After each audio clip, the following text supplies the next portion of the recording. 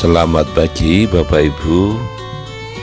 Mari kita akan bersama-sama memulai dan mengawali kehidupan kita sepanjang hari ini dengan kita merenungkan kebenaran firman Tuhan yang menjadi dasar dalam perjalanan kita hari ini.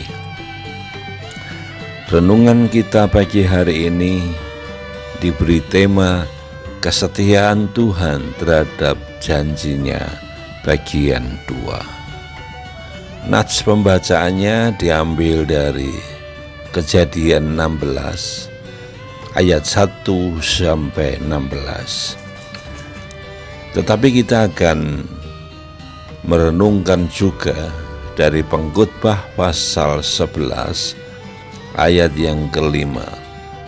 Yang demikian bunyi firman Tuhan.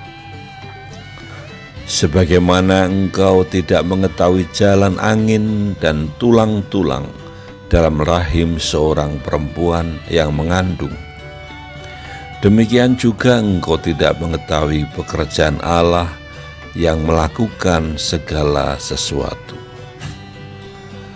Bapak Ibu yang terkasih dalam Tuhan Yesus Kristus, iman kita selaku orang Kristen acap kali tidak hanya diguncangkan oleh pergumulan yang terdapat di dalam diri kita sendiri atau situasi yang berada di sekitar kita, tetapi ada saat di mana iman kita justru diguncangkan oleh orang-orang terdekat kita atau bahkan anggota sanak keluarga kita sendiri.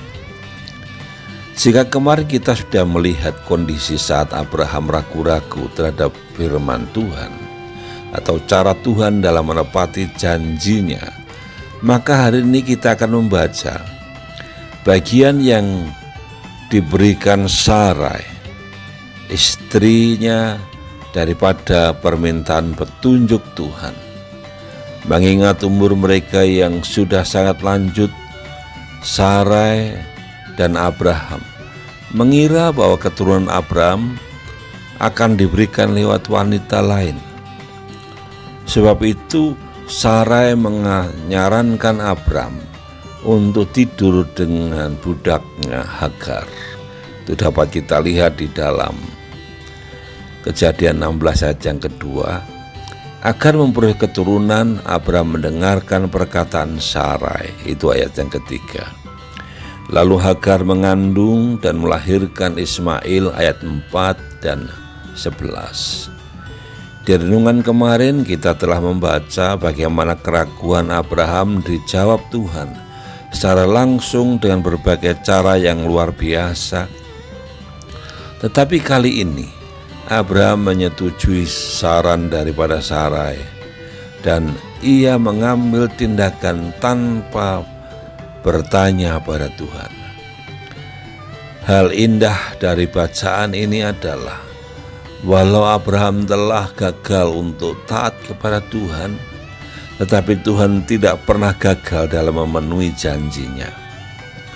Tuhan tetap berjanji kepada Hagar bahwa ia akan memberkati Ismail, karena bagaimanapun juga Ismail adalah anak kandung Abraham. Itu ayat yang ke-10.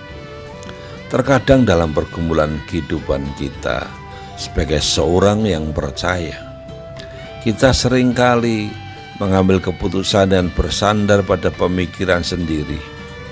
Kita menyangka bahwa keputusan kita dapat menyelesaikan permasalahan. Kita lupa bahwa Tuhan mempunyai cara tersendiri dalam menggenapi janjinya. Bahkan kesetiaan Tuhan terhadap janjinya tidak pernah ia tinggalkan pada saat kita gagal untuk setia terhadap Dia.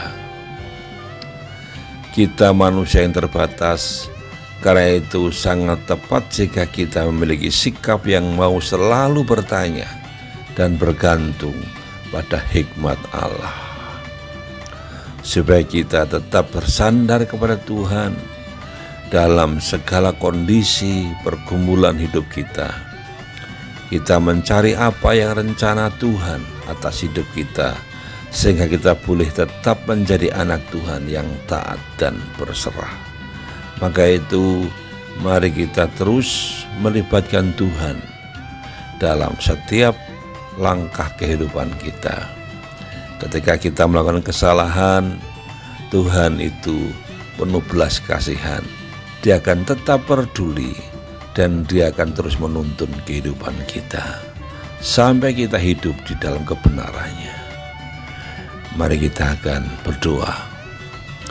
Bapa di surga, terima kasih atas kesempatan di mana kami diingatkan kembali bahwa dalam segala hal kami harus terus melibatkan Tuhan dalam kehidupan kami. Maka itu ajari kami Tuhan untuk terus bergantung dan berharap kepadamu. Dan kami tahu bahwa Engkau Allah yang penuh belas kasihan. Dan ketika kami menyimpang dari jalan Tuhan, maka Engkau yang akan terus menuntun kami. Terima kasih Bapa.